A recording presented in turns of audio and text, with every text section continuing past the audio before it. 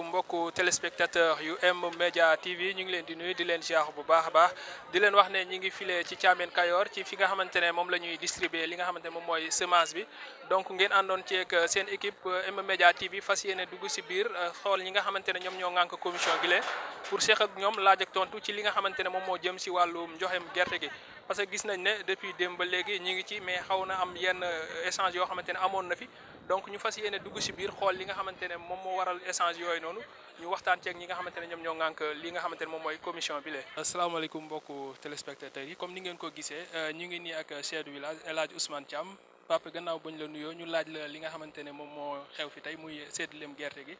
donc en tant que chef du village ban gis-gis nga ci am. rafetlu lool li tax ma rafetlu ko man de ban ma gerte gi ñëw na. kontaan naa xalaatu moon na gerte dina am ren ndax fan ko lijjantee ba indi ko jàmbar lan bi mu ñëwee it ma départ sama kër di fekk camion bi taxaw maire ñëw ak commission bi ñu xool wut magasin muy magasin bu ma turo ñang ñu àndandoo doxandoo ba yegg si oto bi gaare ñu wàcce ko ci kanam commission bi ba mu mat ma ñibbi sama kër tant que chef de village bi ñu ko wàccee ba mat sous-préfet yooyu kokki ñun commission yi woonu ba ñëw commune ba ñu bokk daje mu expliqué no am ngeen nangami tonne ñu ne ko waaw wàcc ngeen ko ñu ne ko wàcc na ko man na ndax ñoo ko wàcc séddale bi sous-préfet ne séddale naa ko dëkk bu nekk am na temps xale yi am nañ temps jigéen ñi am nañ temps sëriñ si am nañ temps bind rôle bi jox suñ commission ñu dem nanu ci la gerte bu nekk ñu ngi koy jaayee temps ci la ñebbi bu nekk ñu ngi koy jaayee temps ñebbi bi temps la gerte gi temps la ñu dégg ko dem ba lu amee ba ca gannaaw ëllëg sa ñu ne ñu commission bi nañ ñëw ñu joxe bi commission bi ñëwee it ñu taxaw teg ubbi maa nga si waxtaan ba pare commission bi jógee ki fi sous-préfet yebal mu jógee kooku ñëw muy ja ñoo fa bokk yenn barki démb Saala mii chef de village la man maa jiite chef de village yi am nañ commission ñoo ko fi teg mu nekk ak Sow bi nekkoon vétérinaire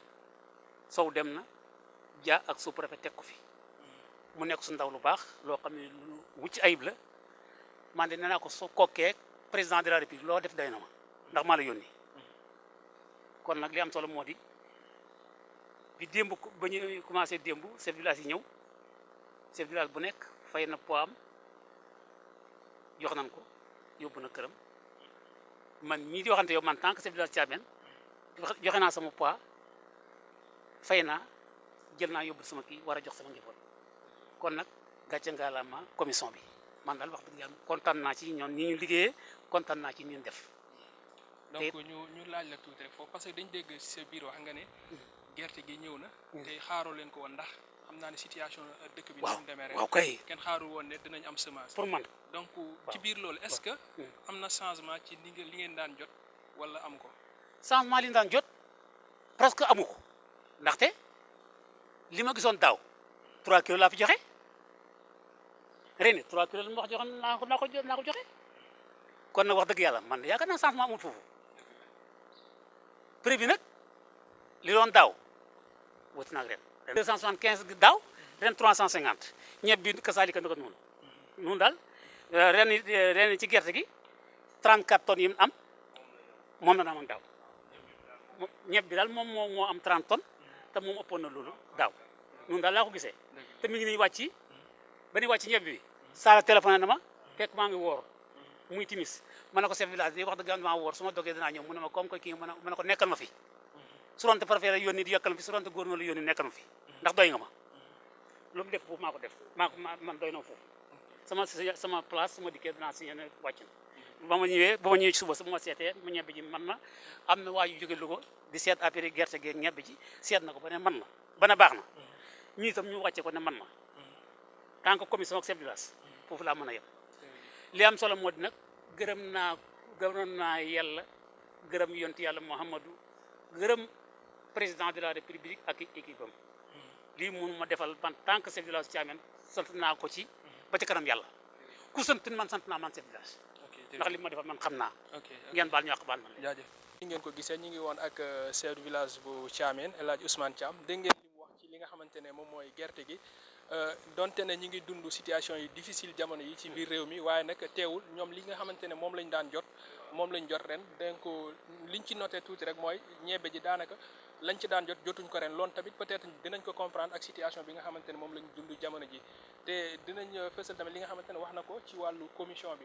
donc lépp loo xamante ne sumb nañ ko ci ni mu waxee jàpp nañ ci organisation bu jaar yoon lañ ko defee donc loolu tamit c'est à souligner xam naa ne dañuy continuer rek jël ñi nga xamante ne ñoom ñoo nekk ci commission bi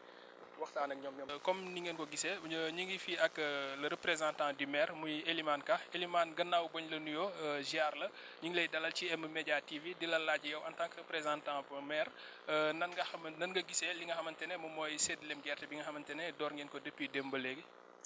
waaw asalaamaaleykum naa bi ñu sant yàlla julli ci Seydina Muhammad sallallahu alayhi wa sallam li may jiital aussi maa ngi leen di sant di leen gërëm parce que lii ngeen di def nii loolu bu am solo la ci au niveau commune de Thiamène parce que mosuñ koo am te lépp lu ñu mos a def ci aussi day doon sànku rek mais jamono yi gis nañu lépp lu xew Thiamène da ngeen koy leeral kon ñu ngi leen sant di leen gërëm di leen ñaanal yàlla leen yàlla yokk ba ngeen yëkk bu baax a baax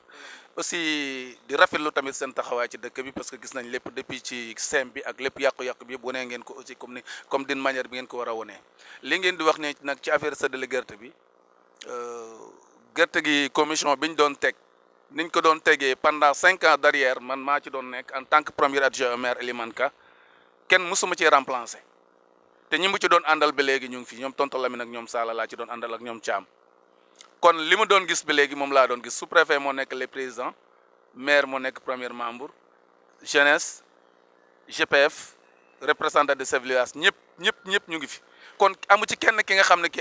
absenté nga ci commission bi kon ñi waroon a teew nañu lenn la ñuy naqarlu avant ñuy dem lenn la nga xam ne li moom lañ bëgg avant ñuy dem du naqarlu sax mooy poids bi nga xam ne chaque fois aussi dañuy constater ne poids ñebe day wàññeeku te loolu su ngeen mënee lancer l'appel aussi affaire bi gën a dem ci kaw parce que gis nañ ne daaw jéeg 100 tonnes la ñu amoon daaw ñu am 55 tonnes ren ñu am 30 tonnes kon ça veut dire que ne ni muy wàññeekoo noonu dafa nekk li nga xam ne jaaxal nañu trop te bëgg nañ population yi aussi ñu mën a xam ne carrément wàññeeku aussi ci état bi la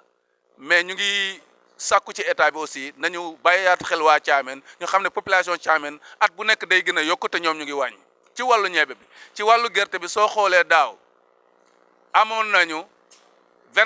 65 tonnes xott soo ko xoolee boobu nekk 32 500 ci xemb ren yàlla dogal ñu am 68 tonnes xott moom moo ñëwaat nekk 34 tonnes ci xemb 34 la ñu am ça veut dire que 1 tonne 500 moo ci yokku 1 tonne 500 bi ci yokku nag suñ population yokku nañu li ko ëpp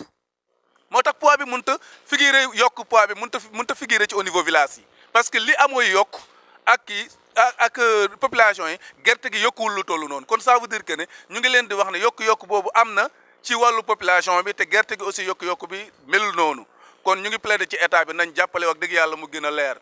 d'une manière bi ñuy seddalee gerte gi nag gisuma ci benn problème constaté moo ci benn problème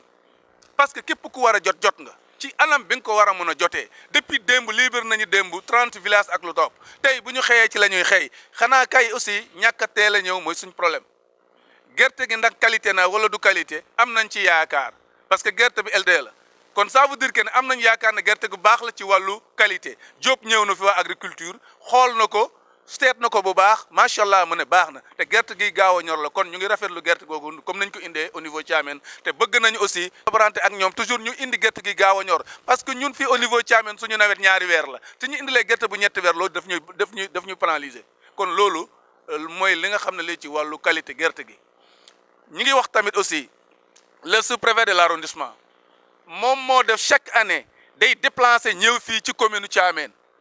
woote comité bi mu daje. wala woote village yi la doon woote chaque village da nga doon teew waaye ren dañoo aaye aussi village yëpp teew waaye woon na commission yëpp teew jox leen feuille de route mooy feuille de distribution bi ñu yore nii amu ci lenn li nga xam ne lii dañ ko ci changé parce que ñun distribution la ñu sant te kuy distribuer ñu jox la feuille de la distribution feuille bi ngay topp kon ñun du ñu changé du ñu génne du ñu yokk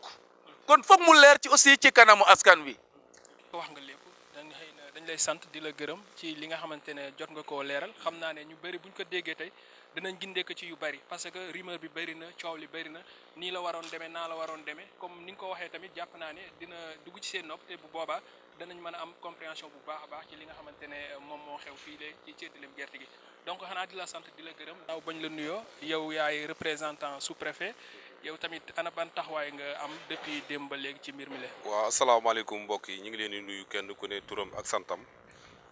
di jiital ci nuyoo bi le chef de village ak la commission bi nga xam ne ñoo fi teew pour war a séddale jiwu bi di leen nuyu yéen ñi tamit ndax vraiment li ngeen def lu am solo la ndax yii dafa tax information bi war a jàll ci ñëpp jiwu bi nag depuis maanaam juróom-ñaari at ci leen man maa koy joxe ndax Sow Aboubacry Sow moo fi nekkoon vétérinaire diiru bi mu fi nekkee tamit maa ngi moom ñoo ko doon ànd di liggéey ak commission bi nga xam ne ñoo fi nekk commission bi tamit ni mu tëddee woon mooy le maire day joxe délégué chef du village day teew jeunesse day teew groupement bi day teew lépp loo xam ne tamit ñu ngi ko fi wàccee ci jiwu bala ñu ko wàccee ñoom ñëpp dañuy teew bi nga xamee ne tamit at yi yëpp tamit noonu lañ doon liggéey biñ commencé ba léegi tamit vraiment amuñu benn coow ndax lépp lu ñu jox rek ci document lañ ko joxe ci document lañ koy séddalewaat tamit man nag ren Sow moo fi daan nekk jiite woon joxe bi ren nag man la préfet jox pour ma joxeel ko man nag nekk naa fi chef du village ba pare nekk coordonnateur chef du village yi nekk ci commune Thiamène comme li Alaaji doon wax léegi di wax rek na tamit nekk naa tamit at yi yëpp maa nekkoon gérant bi da nga xam ne maa doon jaay ñu doon fay liggéey bi tamit man gisuma ci benn changement xëy na nag question boobu sax boo ma ko laaju dinaa la ko gën a leeral ndax démb amoon nañ coow ci laa jëm si woon ci yow mooy coow li nga xamante ne amoon na fi démb parce que démb ñëw nañ fi gis na ne da ngeen a ubbi ba war a joxe mu am quelque coow yoo xamante ne amoon na fi coow loolu muy mbirum GPS yi waaw loolu coow yooyu nag coow yooyu nag ñaari GPF 1 la GPF 2 GPF 1 GPF 2 nag ci jamonoy mbayloo lañ ko defoon fii muy booba communauté rurale la woon du woon mairie booba GPF 1 am GPF 2 depuis at yooyu yëpp nag kenn ku ne danañ la sédd une tonne gerte une tonne ñebe moom lañ doon def ren tamit noonu lañ leen defal démb nag li doon problème bi mooy ki nga xam ne moo nekk GPF 1 bi mu ñëwee def na GPF 2 dañ koy annulé préfet nag ne GPF 1 man du ma ko annulé ndax jamonoy Mor Kayra Ndiaye lañ fi defoon GPF 1 GPF 2 man ni ma fekkee document bi rek ci noonu laay liggéey loolu moo waral démb bi ñu ñëwee ñoom ñu ne GPF 1 day am GPF 1 du 2 du am bi ñu koyee tamit ñoom it am na nun doon liggéeyee ndax GPF yooyu ak jeunesse bi lépp dañ daan ñëw wax ma tonnage bi ñu am ma jox leen bu ñu demee jox groupement yi ñu indil ma sama xaalis ren nag changement dafa am bépp groupement boo xam ne yaa ngi fiy génne gerte da nga ma indil sa une tonne maanaam 20 cartes d'identité yi da nga ma indil sa xaalis ma door la verser jiwu bi bu dee jeunesse bi tamit noonu la bu dee groupement bi tamit noonu la changement boobu daal moo ci nekk waaye ni ñu doon joxe rek noonu lañ joxe comme li ñu wax tamit ci Elimane fu mu jaar du ma fi jaaraat ndax tonnage bi fi daan ñëw ñebe bi wàññiku na waaye gerte bi yokku na li mu yokku nag bëriwut loolu duggaat na ci biir. donc ci loolu dégg nañu Elimane wax ko sànq ne ñebe ji wàññeeku na gerte gi yokku na naam yokkute bi tax ko demee noonu mais tamit yokkute prix bi lan moo ko waral. waaw njokkute prix bi tamit li ko demal mooy dañoo wax ne gerte bi ak ñebe bi dañ ko maanaam dañ ko defar ba mu baax ba nga xam ne qualité bi nga xam ne baax na ci suñ gox buñ ko jiyee danañ ci am loo xam ne bu ëllëgatee lañ ci bëggoon danañ ko am loolu moo waral prix bi yokku wax nañ ne sax am na beneen buy ñëwaat waaye du bokk ak gerte bi nga xamee ne tamit waa agriculture ñëw nañ fi ubbi nañ magasin bi contrôlé nañ gerte bi contrôlé nañ ñebe bi wax nañ ne qualité bi ñu soxla fii am na fi loolu moo waral prix bi yokku ndax gérant bi nga xam ne moom moo nekk ndaw si nga xam ne moo nekk Daara di maanaam Fat Sarr moom moo fi indi ñebe bi mu ñëwee tamit contrôlé na ñebe bi vraiment ñebe bi dara sikku ci rafet na baax na te fii moom moo fi ñor gerte bi tamit noonu la demee fii daal lenn luñ fi werante amu fi xëy na nag dëkk bi danaa fi wax tuuti rek loo xam ne bëggoon naa ñu wax ci ndax bërki démb rek bi nga xamee ne man ñu séddale ripaas bi man loo maa ko noonu yow bokkoon nga ci biir commission bi biñ koy liggéey tamit ripaas bi population bi taxul woon mu ñëw ñun ñoo ko recensé woon bi ñu koy recensé ay màngaan a taxoon ñu recensé ko yàlla def màngaan yi ñu recensé woon ñëpp jàll bi ñu jàllee ñu ne comme ripaas bi duñ ko mën a delloowaat. donc doguma la mais. waaw après loolu xëy na dinañ ci ñëwaat. waaw kon baax na mais dama bëggoon waaw tuuti ci coow li. waaw parce que coow li moo di ñaari GPS yi. ñaari GPS bi nag reconnaître nañ ko bii reconnaître ko. waaw léegi fan la faay bi nekk c'est au niveau de l'État wala affaire bi. non foofu moom du ma ci dugg moom foofu moom du ma ci dugg. ndax fii ne dama la wax ne la. ñaari GPF 1 GPF 2 moo fi nekkoon biñ koy def. boobu mbayloo fi la nekkoon moom. fekkee woon na ko boobu mbayloo te booba tamit ndax li ñuy wax rek groupement yi duñ ci war a dugg sax buñ ci duggee day indi ay affaire ndax groupement yi amul benn groupement boo xam ne toogoon nañ ñu fal la ne la yow yaay maire groupement amul fi dafa tolloon ne biñ fi def groupement bi fi njëkkoon a nekk maanaam soxna su Baye Mbaye Lo bi Abdoulaye bi nu mu tuddoonati Kuna Fall moo ko jiite woon bi fi yàlla def Kuna Fall jiite ko am na ku toppoon ci moom muy maire Ngaynde Ngiraan Ngaynde Ngiraan bi mu demee bu mënut a dem moom la ko jox Aram Diop waaye lépp luñ ci doon def tamit tooguñu pour wax ne diw nangam moom la moo jiite maire bi amu fi loolu moom dañ ko tolloorale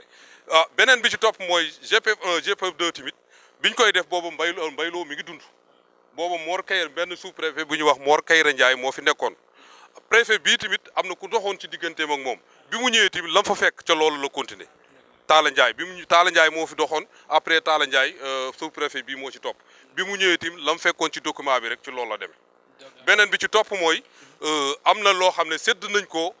chef religieux yi te loolu tamit naka jekk bañ fi daan séddale loolu moo fi ma sàmm ndax am na kilifa yoo xam ne fokk ñu génne leen seen wàll ci liñ bëgg ndax dañoo nekk ci biir dëkk bi te mënuñoo taxaw fii comme ni ñu taxawee di laaj dañ leen entre ñun la ñoo ko daan jox préfet moo ko daan def document la daan def loolu tamit buñ ci àggee danañ leeral ñëpp fii daal luñ fi def lu ne dana leer bu paree tamit ku bëgg a soxla bindal ku bëgg a laajal ñu wax la merci beaucoup. donc en tant que représentant sous préfet tamit. waaw bu fekkee ne coow li jug na fi démb. est-ce que laajul woon yow. nga jël say responsabilités porter réclamation yooyu au niveau du sous-préfet pour mu am saafara parce que. non loolu préfet yëg na ko. loolu avant ñuy commencer. moom moo ñu fi yabal Sidi Dia. moom moo nekk vétérinaire ca Kokki ñëw na fi bañ toog waxtaan ak commission bi ñu commencé tamit lañ doon wax rek ci GPF 1 GPF 2 rek loolu lañ commencé woon. préfet tamit bi ma wooyee def na ma ne ko man maa ngi continuer ci village yi ndax village yi amuñu problème comme GPF yi ñoo am problème nag naa la ci déglu bi ma ko ci dégloo tamit yàlla def na man jox naa village yi démb ay 30 naa nga village bi ma xëyee tamit GPF yi am na bu ñëw ndax woo naa avant may liggéey woo naa préfet mu ne GPF boo xam ne indi na carte d'identité am recensé carte d'identité am nañ ko dugal bi ñu jógee tamit mennum ndeela moo fi dugalagul yeneen GPF yi ñëwagul jeunesse bi tamit ñëwagul ñu ngi leen di xaar boobu ñuy ñëw daal loolu rek la woon. donc ñu ngi koy sant di ko gërëm. mu nekkoon Sall Lo nga xamante ne moom moo teewal fii ki nga xamante ne moom mooy sous-préfet. donc dañuy continuer rek waxtaan bi parce que comme ni ñu leen ko waxee fii mooy M-Media TV lépp loo xamante ne xew na fi biir dëkk bi rek fas nañu yéene càmbar ko leeral ko askan yi nga xamante ne ñoom ñoo dëkkee Thiamène ak li ko wër donc ñu ngi ak monsieur Mor Ndiaye nga xamante ne moom tamit moom moo représenté jeunes yi Mor gannaaw bañ la nuyoo yow tamit ñu laaj la tamit ci distribution parce que démbale gis nañ ne yaag say document nga supervisé lan nga am comme jàng ci mbir mi la. asalaamaaleykum waa M-Media maa ngi leen nuyu yéen ñëpp kenn ku nekk ci turam ak santam di rafetlu seen teewaay fii vraiment di leen saluer parce que lii ngeen di liggéey bu rafetlu la parce que daf ñu xawoon a manqué parce que daanaka dëkk bi loo fi liggéey rek daanaka du génn doo ci xam dara kon ñoo ngi leen sant bu baax di leen gërëm di leen dalal jàmm fii ci commission distribution semence bi. ok donc Mor coow li am na démb lépp sa kanam yow loolu en tant que nga xamante ne depuis affaire bi doore ba léegi yaa ngi koy observé ban gis-gis nga ci am tamit. waaw coow loolu moom commencé wul démb. mi ngi commencé vendredi 29 mai ci la préfet woote réunion ci commune bi commission bi ndax man maa fi avant tout ça ma présenté wu man Mor Diop maa fi représenté conseil communal de la jeunesse. ok parce que fii d'ici 7 ans nii ñuy bokk ci commission bi. yàlla dogal na ban siy bokk boobu sax Thiamène conseil local de la jeunesse moo amoon. boobu Mbacke Mbaye mii moo doon président conseil local de la jeunesse. ñu ci nekkoon Alaaji Ngiraan nekk trésorier man nekk son adjoint. bi Alaaji Ngiraan voyagé ci laa nekk trésorier officiel. mooy boobu ci lañ continué di nekk ci commission bi nga xamante ne ñooñu seen mandat jeex na conseil communal de la jeunesse ñëw te man AGO moom ma bokkaat ci loolu moo war a bokk ci commission bi bon vendredi le 29 mai ci la préfet woote réunion commission bi ci mairie bi ñëpp dajo question bi ma laaj nag ci GPF 1 GPF 2 yi comme que laaj nga ma ci bon dinaa ci tontu mais man dama fi teewal en tant que conseil communal de la jeunesse te ci domaine boobu rek laa bëggoon wax mais comme que interpellé nga ma ci naa ci wax li ma xam bon bi préfet ñëwee daf ne 65 villages la wax ñooy seetlu bu dee ci gerte gi 34 tonnes mu ne GPF 1 1 tonne GPF 2 1 tonne commission bi 1 tonne chef de village bi mu des 7 tonnes mu ne 7 tonnes yi 22 personnes lañ koy jox yoo xam 22 personnes 3 tonnes 500 moo des mu ne mi ngi koy jox 22 personnes interpellé ko na la ñan la mu ne ñooñu ñu loolu du yow laa koy wax beneen bi GPF bi arab na ko GPF 1 ak GPF 2 préfet dama lay laaj est-ce que yow yaa ko dogal wala état moo ko dogal préfet na ko état dogalu ko man dogalu ma ko fi laa ko fekk mu ne ko nag man comme que yow dogaloo ko état dogalu ko man dinaa xam lan moo war a GPF 1 ak GPF 2 loolu ci ne beneen bi tamit GPF 1 GPF 2 mbayloo dogalu ko loolu mbayloo moo ko def loolu c'est pas vrai amul mbayloo dogalu ko yaa ngi dégg parce que préfet non attends pour leeral foofu tuuti parce que comme bi ñu déggee sànq représentant sous préfet def ne depuis mbayloo mi ngi fi naam waxul ne moom moo koy def mais nee na mi ngi fi kon non loolu amul parce que man li ma la wax rek depuis conseil local de la jeunesse ba léegi maa ngi ci commission bi loolu amul waaw loolu amul beneen bi mooy biñ toogee waxtaan ñu ne GPF 1 ak GPF 2 ñu coow ci ba réunion sax bi chef de village di def ñaan boobu da fekk ne préfet génn na ci bit lañ ko dawee démb tamit bi ñëwee fii loolu la doon coow muy GPF 1 GPF 2 ban si coowee coow la bari ñu ne leen nañ arrêté continuer ci village yi ñu jël village kon ba wàcc jot ñu wàcc tey bi ñu xëyee ci village lañ continuer waaw loolu daal donc yéen a ngi continuer ci village donc ñu ñëw ci li nga xamante ne moom moo la fi tax a teew parce que nee nga conseil communal de la jeunesse nga teewal donc ñoom tamit li nga xamante ne dañ koy am ci gerte gi nan ngeen koy séddale yéen étant des dirigeants yi nga xamante ne yéen a nga am kuréel googu. waaw bu ñu wootee CLD nañu comme par exemple ren ñu ni 500 kilos ngeen am gerte woo naa président Mbaye Sall na ko 500 kilos la ñuy attribué léegi daaw dañu doon def man dama daan jël poids bi yóbbu ko marché Mbaye Sall woote ASC na leen temps ngeen am su ko defee léegi ASC bu nekk ñu ne la yow ko am nga bu dee 3 kilos nga am baax na bu dee 20 kilos nga am baax na te it boobu dañu doon élargir parce que am na ci ñoo xam ne sax amuñu reconnaissance juridique ku ci mel ne Njàmbur daan am Fass Gueye la daan am te amuñu benn pièce justificative parce que gis nañu ci terrain bi gis ñu dara mais dañ comme que moom daf ne moom lay présenté dafa bëgg jeune bépp gis seen bopp ñëpp ñu am Mbacke Baare day am Mbacke Baare kenn xamul kañ la gën a football xamuñu ndax am na récépissé am déet léegi ren nag préfet daf ne commission jeunesse bi doo leen ko jëli dañ koy bàyyi ci commission ba ASC bu ñëw jëlal boppam wax naa ko président nag moom day xaar woo président ASC yëpp ñu xam ci yenn critères la ñuy leen koy joxe bu ñu demee ba trouver un terrain d'attente ASC bu nekk daan la wax demal boo ñëwee ci commission bi nga modalité yi dina wax boo ko remplir nga ñëw jël sa poids waaw. donc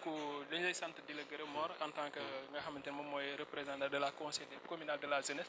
donc loolu lañu leen fi indiloon. waaw li ma ci fu may tëjee rek mooy. encore di baal àq ñëpp. te xam ne di wax suñu autorité xam ne gouverneur générosité la nañu waxtaan ak nit ñi xam ne ñun ñoo bokk ndey ñoo bokk baay ñoo bokk dëkk bi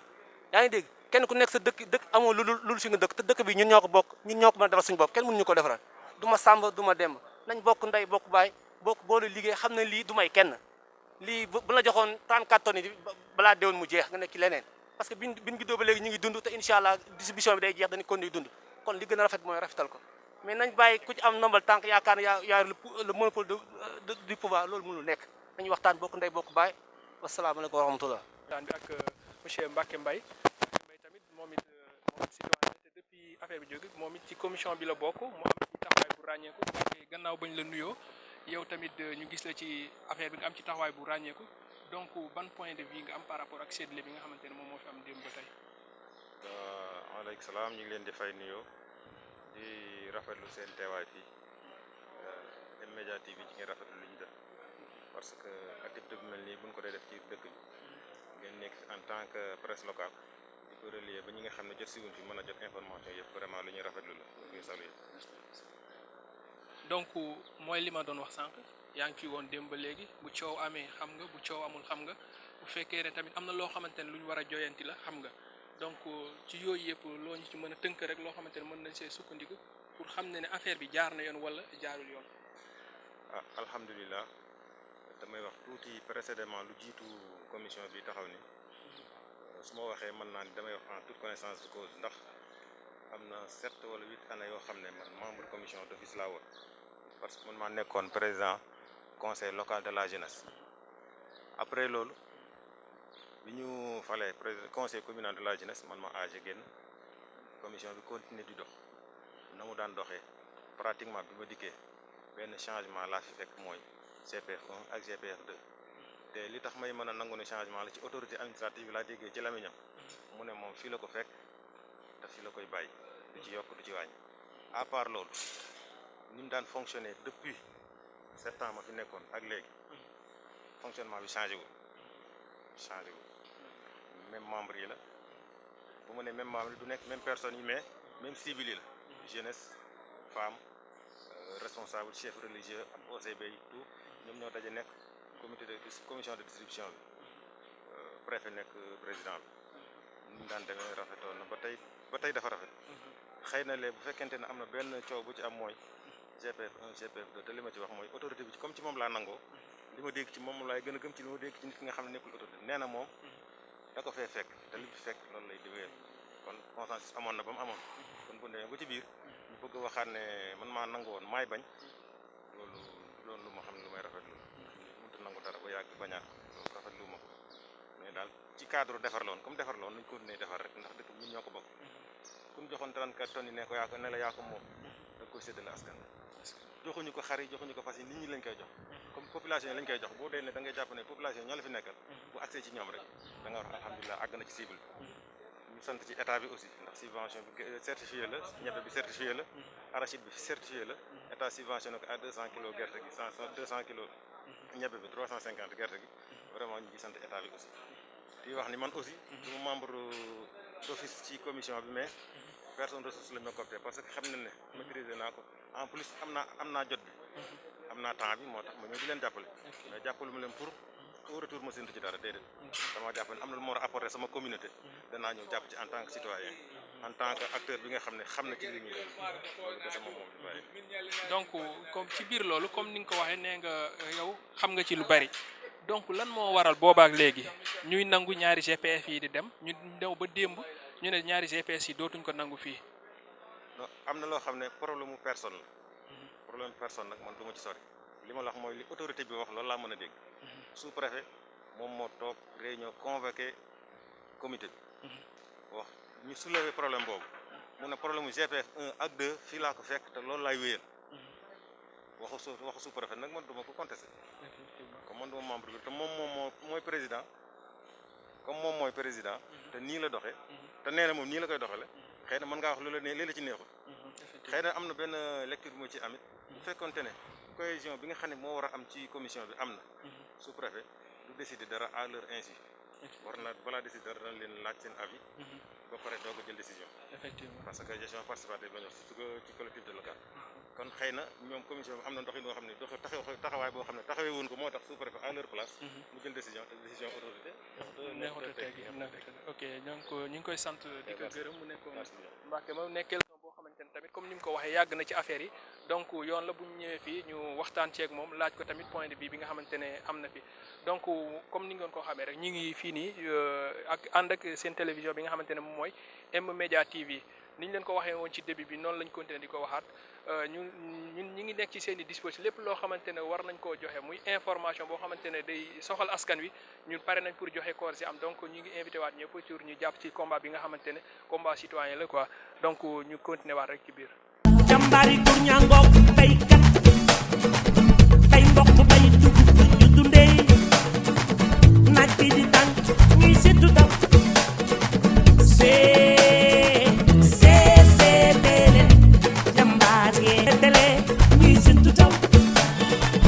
soo ko weddee demal Bawol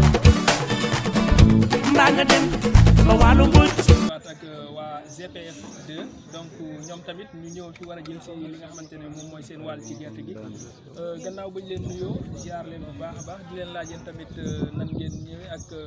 seen kii gerte bi nga xamante ne moom ngeen doon jël jot ngeen si wala jotagoo leen si ba léegi.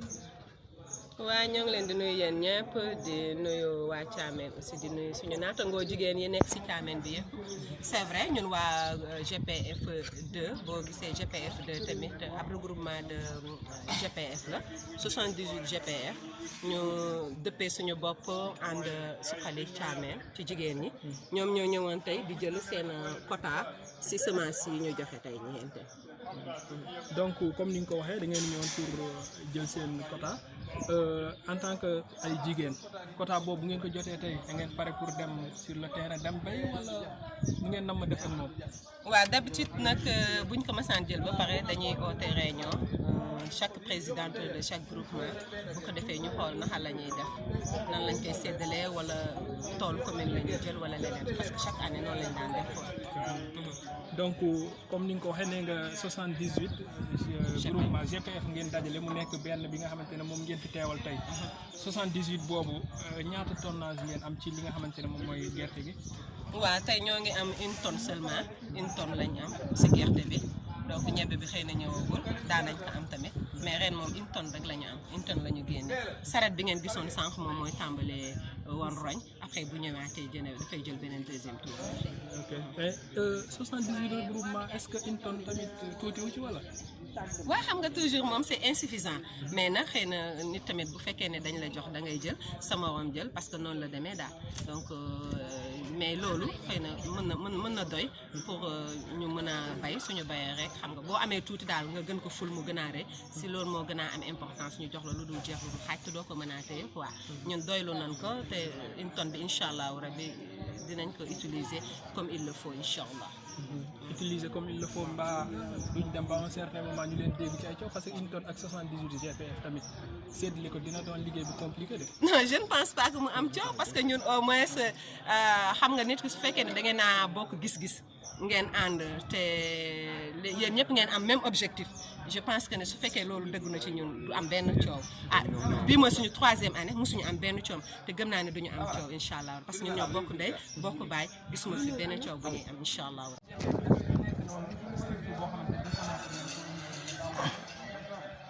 waaw bu ñu reconnaître la parce que ñun moment bi ñuy formé union locale des GPF ànd suxali Thiamène xam nga premier pas moom mooy GPF au moins balaa ngay def ay union il faut que nga dem nu ñuy wax utal leen ay papier pour nga nekk en règle donc 78 groupement yi ñu am yëpp ku ne am na récépissé dem nañ au niveau de Louga utal nañ leen récépissé ba ñoom ñëpp ñu légal bi ñu paree si lañ doogaa def nag union donc des GPF ànd suxali Thiamène même yaay une attestation loolu moom moo ñu permettre tey ñu mën a am quota sax si semence yi. c'est ça nous sommes légal nag waaw c'est ça parce que légal moom si papier lay doon fi nga jaar si règle loolu lañ njëkkaa def groupement yëpp amul benn bu amul papier en suñu doogaa def union bi tamit ñu utal ko papier si la ñuy doogaa mën a laaj sax réclamer ay droits c'est ça. voilà yéen a ko gisandoo kon donc waa GPF 2 la woon ñoom ñoo nekkoon tey sur place pour jël li nga xamante ne moom mooy seen quota dégg ngeen li ñu wax nee nañ am nañ 1 tonne boo xamante ne war nañ ko séddale ci 78 GPF. c'est ça donc ñu ngi leen di souhaiter atum jàmm at moo xamante ne dafa bëri ay naataange quoi. amiin yaa rabbal aalamiina amiin ñu am tamit nawet bu baax ba ñun en tant que doomu baykat ñu mën a bay mën a dundee. ñangook baykat bay mboq bay dugub ñu dundee.